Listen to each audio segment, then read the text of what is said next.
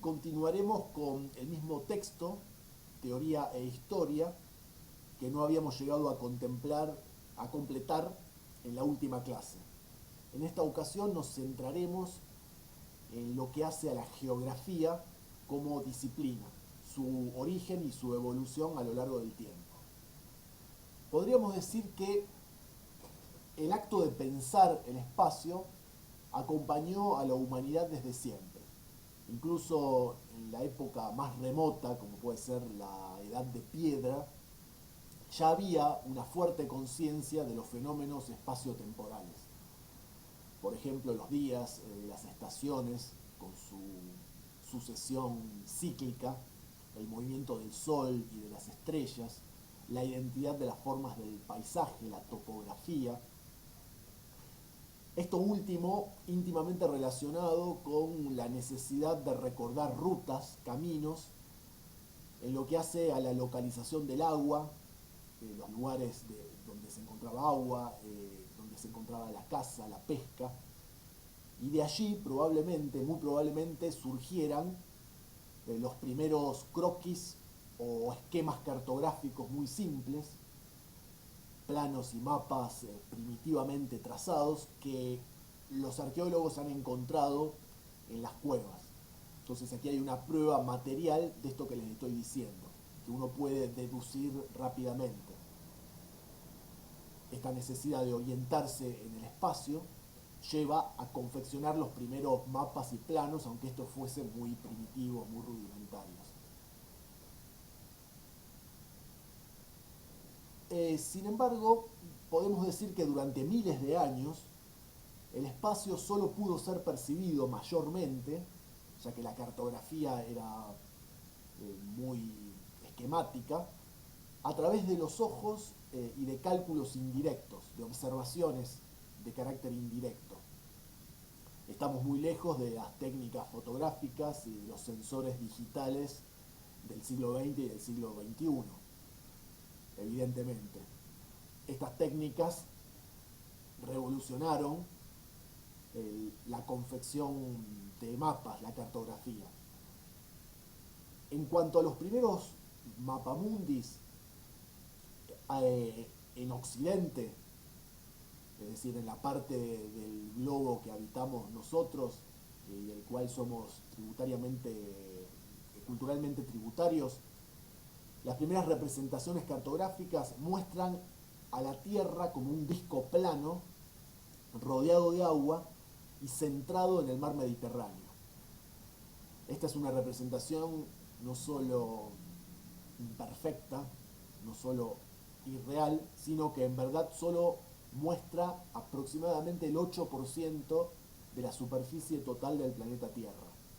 Lo que los occidentales consideraban el mundo no era más que una porción mínima de este, solo el 8%. El resto, en verdad, lo que se extendía más allá del mar Mediterráneo, del continente europeo, del norte de África y de la porción de Asia más cercana al mar Mediterráneo o costera con el mar Mediterráneo, el resto del mundo, lo que iba más allá de estas tierras, se desconocía por completo. Entonces se pensaba que estaba rodeado este círculo de tierras alrededor del mar Mediterráneo, tenía un segundo círculo de agua del cual se ignoraba todo. A su vez podemos hablar, como en tantas otras disciplinas, de los griegos como precursores de la geografía.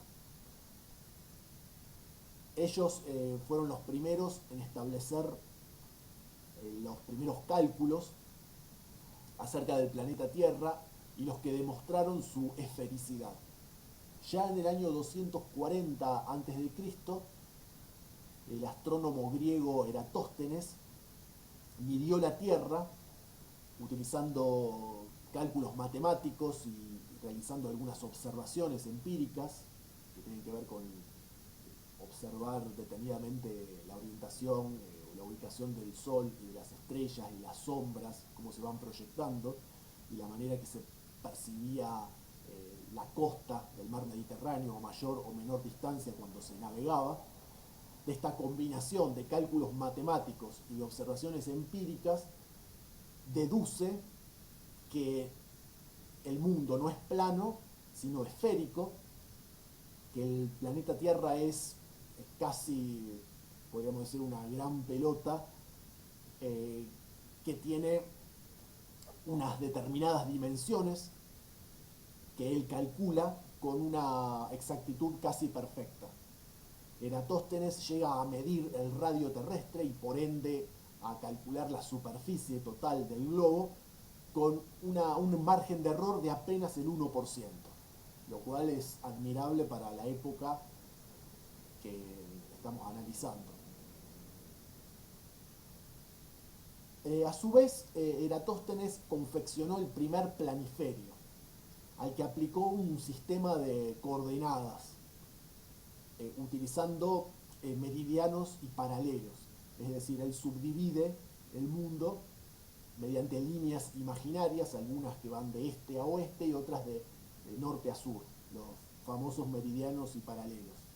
Este sistema, que considera al mundo como una esfera perfecta y lo subdivide de manera matemática, de manera precisa, con líneas imaginarias, fue perfeccionado por un tal Marino de Tiro.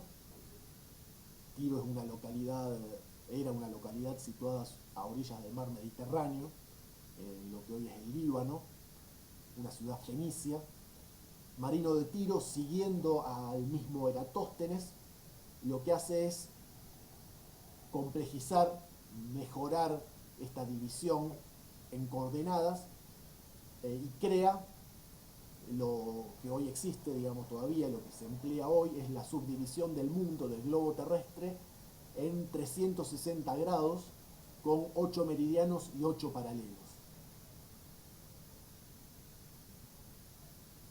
Mucho tiempo después, ya en nuestra era, el 170 después de Cristo, en época romana, hay otro griego, Aristarco de Samos.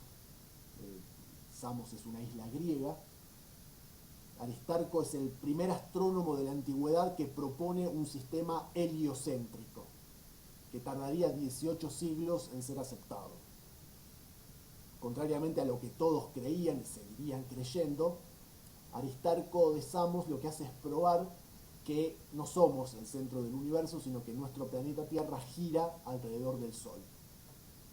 Esta tesis, aunque científicamente demostrada, no tiene demasiada aceptación y es desestimada sobre todo cuando otro contemporáneo suyo, Claudio Ptolomeo, otro griego, elabora una tesis o una teoría científica contraria. Esto es la idea o la proposición de un sistema heliocéntrico, donde se sostiene justo lo contrario que sostenía Aristarco, que en verdad nuestro planeta sería el centro del universo y los planetas, las estrellas, el Sol girarían alrededor nuestro. Este sistema heliocéntrico tendría una larga e indiscutida vigencia en Occidente hasta aproximadamente el año 1550, entre el año 1550 y el 1600. Habría que esperar al siglo XV y XVI, al siglo XVI más precisamente, para que un tal Nicolás Copérnico, astrónomo polaco, recuperara la idea del sistema heliocéntrico de Aristarco y la probara mediante cálculos astronómicos y matemáticos más precisos. Pero llevaría tiempo para que esta idea, que es la única verdadera al respecto, a pesar de que ahora han proliferado los terraplanistas que sostienen justo lo contrario, que sostenían Copérnico y Aristarco, digamos, esto a pesar de ser científicamente probado, hay otras cuestiones que tienen que ver no con la ciencia y con la racionalidad, sino con lo emocional, con lo mítico, que van en contra de estas teorías científicas por bien sustentadas que se encuentren. Entonces, durante casi toda la antigüedad y durante toda la Edad Media, en Occidente se creyó que la Tierra era el centro del universo. Y a su vez, durante la Edad Media lo que sucedió, en una suerte de retroceso del conocimiento, no solo se creyó esto, que éramos el centro del universo, el sistema geocéntrico, sino que la mayor parte de la gente, excepto unos pocos sabios, recuperaron la idea del mundo como un disco plano envuelto en agua. Los mapas medievales, a su vez, representaban la concepción bíblica de una tierra de superficie circular, plana pero circular, sobre la que Dios extendiera la bóveda del cielo con una potente luz diurna, o sea, una especie de mundo plano pero de forma redonda, circular, mejor dicho, sobre la cual Dios extendía una suerte de linterna potente que iluminaba y luego oscurecía el mundo entero, y cuyo centro sería la ciudad santa de Jerusalén. Hay muchos mapas que representan el mundo de esta manera. De nuevo, lo que se muestra del mundo, o lo que es lo que se conoce, es simplemente el mar Mediterráneo y los alrededores, por así llamarles. Estas representaciones de un mundo plano, centro del universo, con Jerusalén como corazón geográfico y como centro mítico, o mejor dicho, como centro religioso de la cristiandad, estas representaciones seguirán dominando a la mayoría de la población, pero no así a un reducido círculo de expertos que recuperaron, sobre todo en torno al Renacimiento, aquellos conocimientos que en verdad se tenían de larga data, desde los antiguos griegos, como hemos visto. Hay que decir también que a fines del siglo XV, cuando termina la Edad Media y comienza la Edad Moderna, en Europa apenas si se conoce la mitad de las tierras emergidas del mundo. Va a haber necesidad de ampliar estos conocimientos por cuestiones económicas. Los europeos se lanzan en busca de nuevos mercados, de nuevos productos,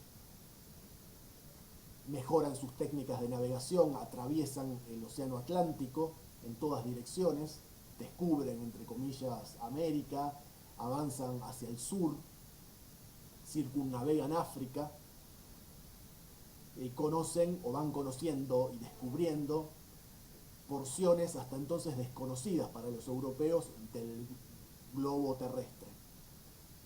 En esta búsqueda de la vía marítima hacia las Indias, hacia Asia, al mismo tiempo lo que se hace es ampliar los conocimientos geográficos. Entonces son cada vez más las tierras emergidas que se conocen y los mares y océanos. El primero en inaugurar esta era de grandes viajes y exploraciones fue un portugués, que sería rey de Portugal, Enrique el Navegante. Durante el siglo XV es el que inaugura los viajes portugueses alrededor de África. Son los portugueses los primeros europeos que se lanzan a la travesía del océano Atlántico, que hasta ese momento había sido muy temido y solamente se lo navegaba cerca de las costas europeas. Si los europeos no se animaban, tenían terror al océano Atlántico y a lo que hubiera más allá, teniendo en cuenta también la poca confiabilidad de los navíos que ellos utilizaban. Cristóbal Colón emprende la ruta hacia el oeste, ya no hacia el sur, como habían hecho los portugueses, circunnavegando, costeando África, sino internándose decididamente hacia el oeste. Y partiendo obviamente de la idea de que el planeta Tierra era esférico y que de esta manera se podía llegar a Asia atravesando el Atlántico en dirección al oeste. Aquí Cristóbal Colón estaba en lo cierto, obviamente, en lo que hace a la esfericidad de la Tierra, que la mayor parte de la gente negaba, pero que los expertos ya habían comprobado que era cierta, habían redescubierto este conocimiento que venía de la antigüedad griega, pero los detractores, los críticos de Colón, lo que decían con razón es que si bien él estaba en lo cierto en lo que hace al carácter esférico del mundo, se equivocaba Colón en lo que hacía a los cálculos acerca de la extensión del mundo. Colón decía que el griego Eratóstenes se había equivocado en sus cálculos y que en verdad el planeta era más chico de lo que sostenía Eratóstenes. Entonces, con esta idea, y desconociendo obviamente la existencia de un continente entre Europa y Asia, él creía que la travesía desde Europa hacia Asia a lo largo del océano Atlántico sería mucho más corta, según sus propios cálculos, cuando en verdad, según los cálculos de los griegos, la travesía, no habiendo un continente de por medio, sería enorme. El océano sería imposible de atravesar con los pequeños navíos con los que se disponía, y teniendo en cuenta la enorme distancia que demoraría o haría demorar a los europeos por lo menos un año, y aún sorteando otros peligros, como ser la existencia de posibles monstruos marinos o la aparición de tormentas devastadoras. Aún así, quizás no llegarían nunca a atravesarlo, el océano Atlántico, por una cuestión de escasez de víveres que se agotarían antes de cubrir esta distancia enorme y este viaje que duraría más de un año. Como todos sabemos, en verdad, Colón se había equivocado en ese sentido, no solo porque había desconocido, como era lógico, la existencia de un continente nuevo, sino porque se había equivocado en sus cálculos. El mundo en realidad era mucho más grande de lo que él creía. En la misma época que Colón emprendía sus primeros viajes al continente americano, que él creyó era la costa y las islas asiáticas, en 1498, un tal Martín Behaim confeccionó el primer globo terráqueo. Aquí podríamos decir que de alguna manera culmina simbólica y materialmente esta concepción medieval plana del mundo, con la confección o la construcción del primer globo terráqueo en 1498. En 1507 hay otro cartógrafo alemán, Martin Waldseemüller, representa por primera vez a América como independiente de Asia. Él dibuja una serie de mapas donde aparece América tal como verdaderamente es, bueno, o con una representación cartográfica más cercana a la realidad, que muestra claramente a estas tierras como conformando un nuevo continente. Y le atribuye el éxito de su exploración de este nuevo mundo a un tal Amerigo Vespucci, italiano, Américo Vespucio, españolizado su nombre, es un italiano de Florencia radicado en España, quien había explorado esta parte del mundo, del continente americano, y había contribuido grandemente a su conocimiento geográfico. Entonces, este cartógrafo alemán, Martin Waldseemüller, representa cartográficamente a América, le da este nombre en honor a Américo Vespucio y le hace honor por sus conocimientos geográficos derivados de esta exploración, de estos viajes que había emprendido el propio Américo o Américo. También durante el siglo XVI, más específicamente en 1569, un tal Gerard Kremer, un holandés al que le decían Mercator, confecciona o propone una nueva manera de representar el mundo, que es un sistema de proyección de cálculos geográficos que todavía se emplea y lleva su nombre, la proyección Mercator, que tiene que ver con traducir, por así decirlo, el globo terráqueo en un planiferio. Entonces, él lo que hizo fue representar del modo más exacto posible un mundo que era esférico de 3 dimensiones en las 2 dimensiones de un mapa, esto es un planiferio. Este sistema es bastante inexacto, porque en verdad la representación más exacta del mundo es la del globo terráqueo, aunque no sea la representación perfecta, ya que el mundo no es perfectamente esférico, sino que tiene sus imperfecciones. Pero la proyección o este modo propuesto por Mercator facilita la lectura, la visión. O sea, nosotros podemos tener en una hoja en 2 dimensiones, podemos ver con una sola mirada abarcativa, podemos apreciar, por así decirlo, el mundo entero. No necesitamos andar manipulando un globo terráqueo y observándolo de atrás y de adelante, girándolo, etcétera, sino que tenemos en 2 dimensiones, en un papel, una visión general, aproximada, esto no hay que olvidarlo nunca, inexacta del mundo, donde particularmente el extremo norte y el extremo sur aparecen deformados, desproporcionados. Entonces lo que sería el centro, lo más cercano al Ecuador, lo que no se aleja demasiado del Ecuador, está bastante bien representado en cualquier planiferio actual que utiliza esta proyección Mercator, como se le llama. Pero el extremo norte y el extremo sur aparecen más grandes de lo que son en realidad.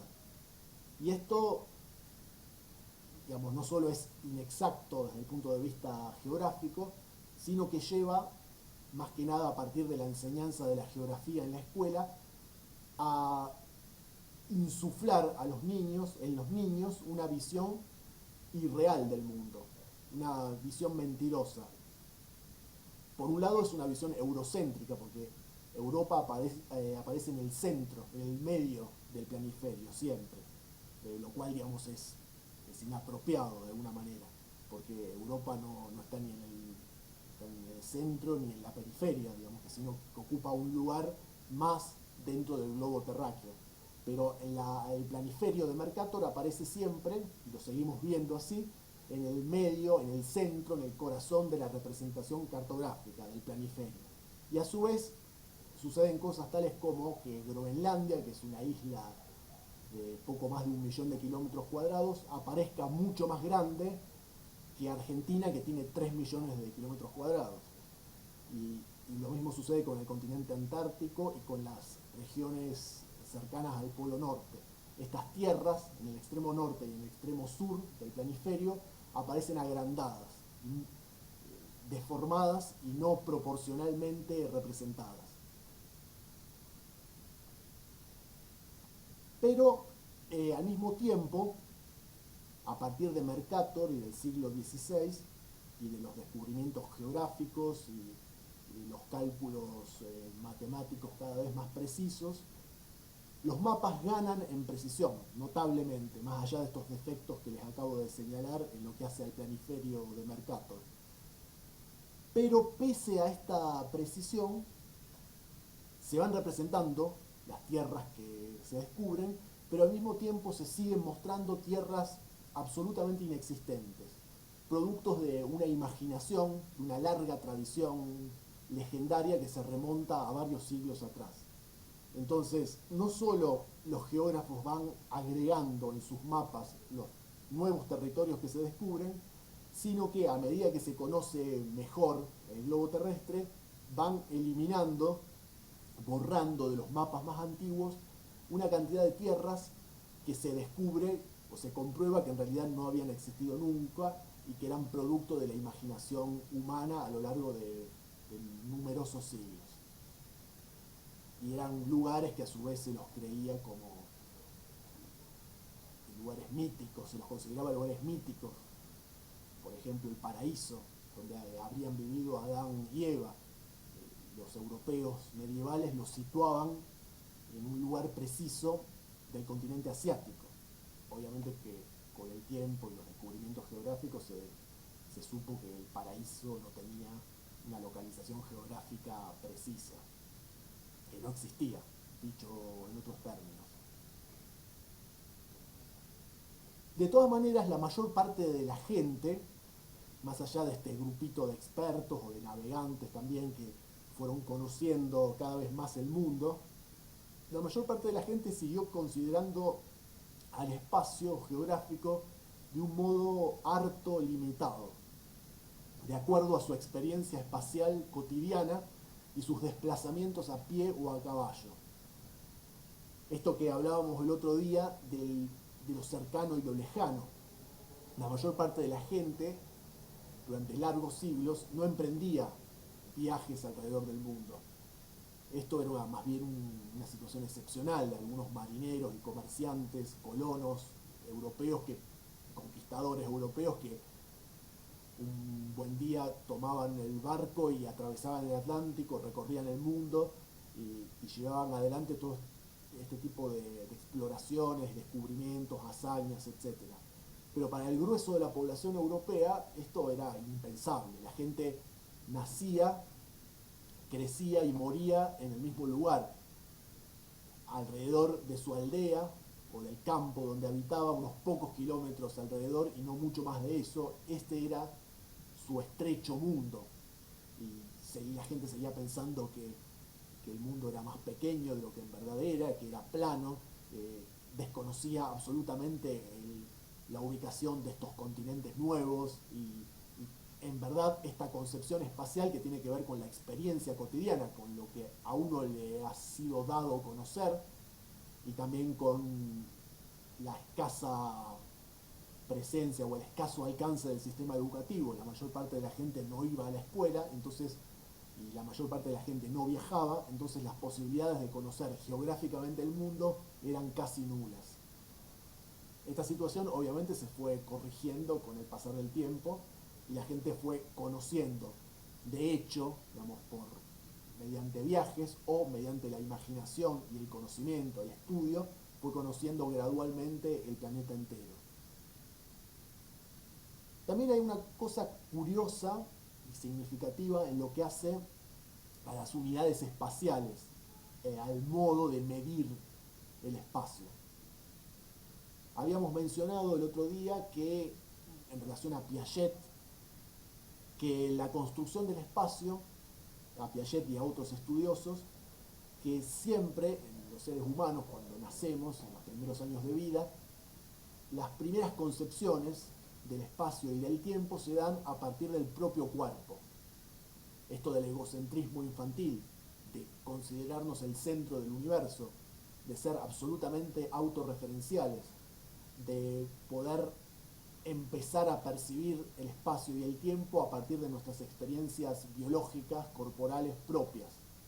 Bueno, también, de alguna manera, la humanidad transitó por etapas casi similares o muy similares a las del desarrollo y la evolución de la inteligencia infantil. Esto hablando de la humanidad en su conjunto y de las etapas históricas por las que fue transitando.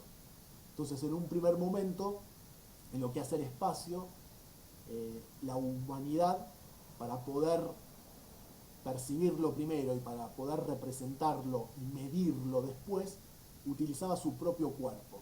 Era autorreferencial en ese sentido.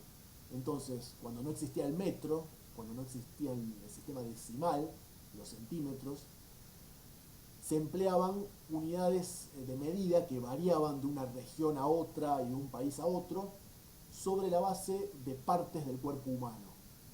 En algunos lugares del mundo todavía se emplea, entonces se emplean, se habla del pulgar, de la mano, del pie, que tienen un correlato, se pueden traducir al sistema métrico, que es un sistema que en la actualidad se utiliza en casi todo el mundo, pero en algunos lugares, como en el norte de América y en Inglaterra, todavía se emplea un sistema que no es métrico, sino que tiene relación con el cuerpo humano. Se habla de pies, de pulgadas, y no de metros, centímetros, decímetros, milímetros, etc. Este sistema universal aceptado en todas partes del mundo y que acabó o fue acabando con las mediciones regionales, las unidades espaciales que variaban de un lugar a otro. Este sistema métrico comenzó a implantarse a partir de la Revolución Francesa de 1789. Fueron los franceses los primeros en hacerlo, en proponer un sistema primero en Francia para todos los franceses y luego para el resto del mundo, que es el famoso sistema métrico. En el siglo XX, este sistema de medición ya está casi por completo universalizado. La geografía ha avanzado notablemente, ya se conoce prácticamente el mundo entero. Y entran a tallar la aviación, la fotografía, los satélites, como ya dijimos, los cuales mejoran notablemente la cartografía. Esto es la técnica de elaboración de mapas. La información que se brinda tiene que ver con distintos aspectos, ¿sí?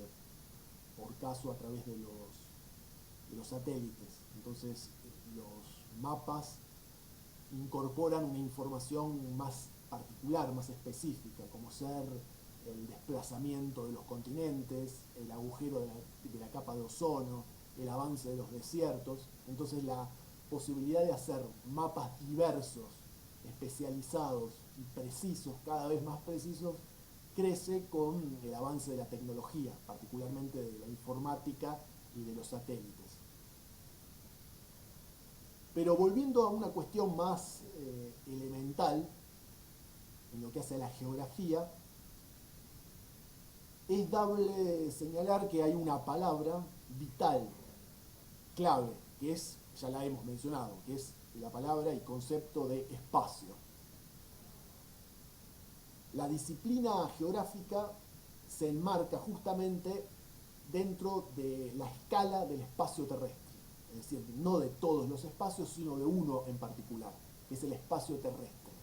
La geografía estudia como ciencia, como disciplina, no el espacio entero del universo, sino un espacio más acotado, que es el espacio terrestre. Esto es el planeta Tierra, únicamente, la superficie del mismo. Justamente la palabra geografía, la etimología, geo, es una palabra griega que significa tierra. Al respecto también podemos citar una palabra también griega, ecumene, de donde viene la palabra ecuménico o ecuménica.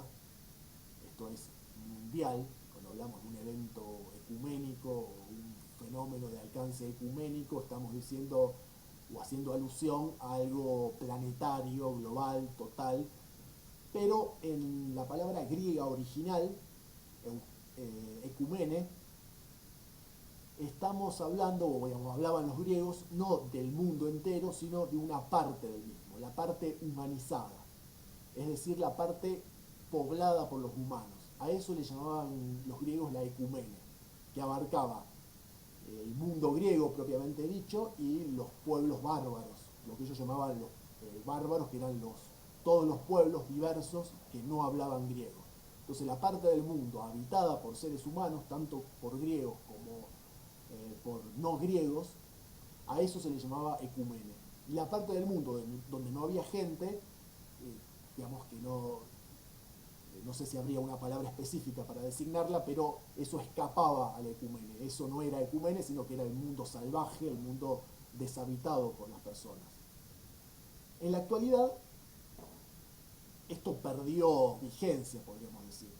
En una época se hablaba de la geografía natural y de la geografía humana, justamente para realizar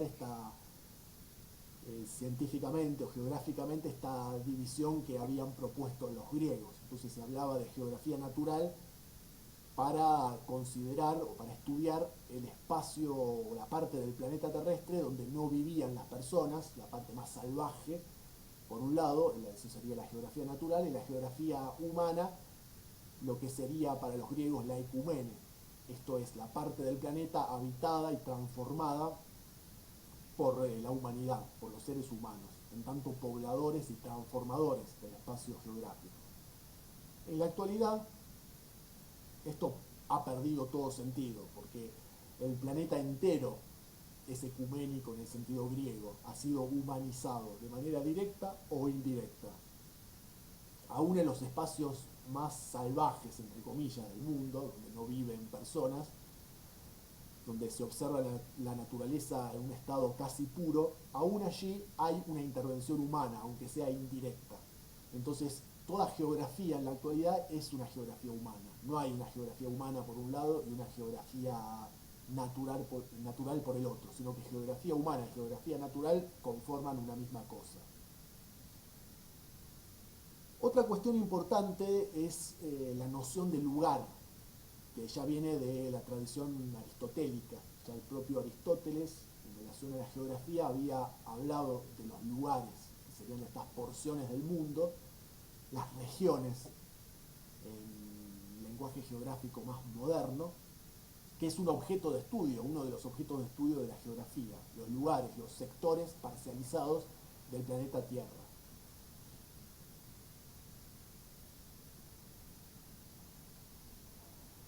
También podemos decir, de alguna manera ya lo hemos dicho, que la geografía escolar, por así llamarle, recurre permanentemente y necesariamente a los mapas, al uso de mapas, incluso como un ejercicio, esto de calcar los mapas, de completar los mapas mudos, los mapas que carecen de referencias, donde uno tiene que poner el nombre de los países, de los continentes, de las regiones, de los océanos, de los mares, colocar los puntos cardinales.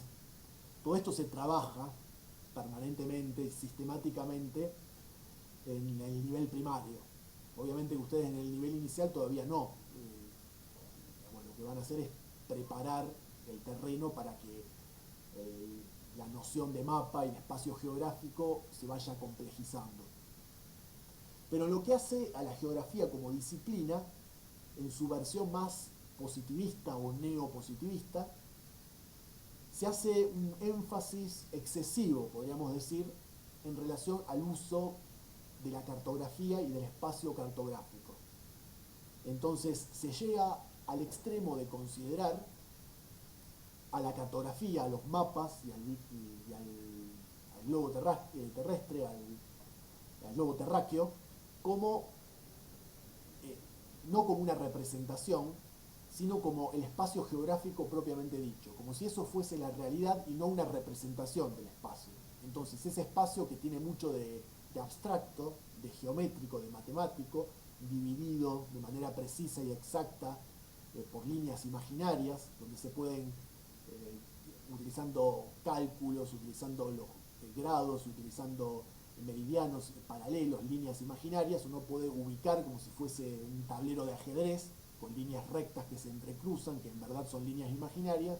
Podemos medir ese espacio, dividirlo en partes iguales o en partes exactas, y ubicar cualquier posición, cualquier punto en ese espacio, tal como si se tratase de un espacio geométrico.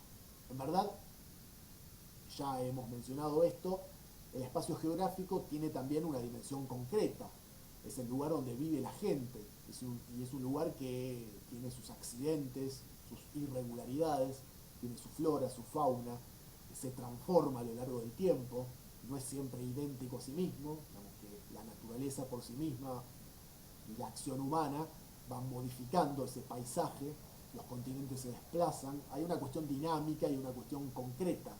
El espacio geográfico no es solo la representación matemática del mismo, que nos ayuda enormemente, sino también la representación más cercana a su realidad.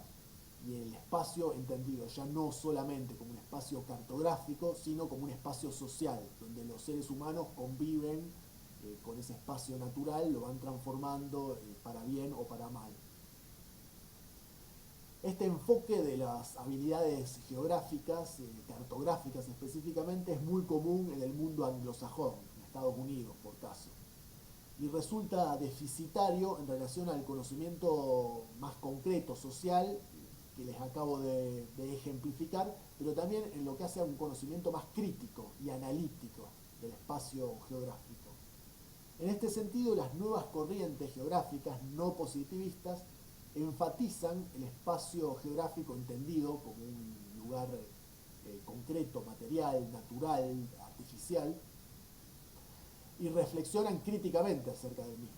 Si tienen una visión, por ejemplo, ecológica, por ejemplo, anticapitalista, acerca de las transformaciones y de los padecimientos, las cuestiones negativas que tiene la intervención humana en el planeta Tierra. Entonces la geografía, junto a otras ciencias sociales, sirve para analizar el mundo y para entenderlo críticamente. También hay otras cuestiones que en otras corrientes geográficas que tienen también su correlato didáctico, que se vinculan con esto de la llamada geografía de la percepción. Es algo muy primitivo, así que más allá de la ciencia geográfica, nosotros tenemos una manera personal de vincularnos con el espacio. Vamos construyendo una serie de mapas mentales que son los que nos permiten orientarnos en el espacio y que siempre existieron en la humanidad, incluso antes de que existiera la geografía y de que existieran los mapas.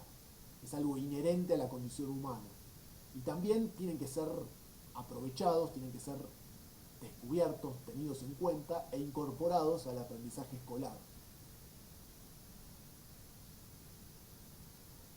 El lenguaje cartográfico, más que desde su dimensión externa, que sería su manifestación gráfica, debería entenderse desde su dimensión cognitiva, como un lenguaje o una herramienta que facilita la construcción del conocimiento. Entonces la cartografía es fundamental, los mapas, los planos, es fundamental para entender el espacio en el que vivimos, más allá de nuestra experiencia personal y de nuestros mapas mentales, pero es importante más que en sí mismo, más que como un fin en sí mismo, como una herramienta que nos permite, complementada con esa otra geografía de la percepción, entender y valorar mejor y criticar el espacio geográfico propiamente dicho en el que nos desenvolvemos. Bueno, hasta aquí he dado cuenta de lo que faltaba del texto, así que ya les informaré de los textos y temas que continúan a partir de la clase próxima.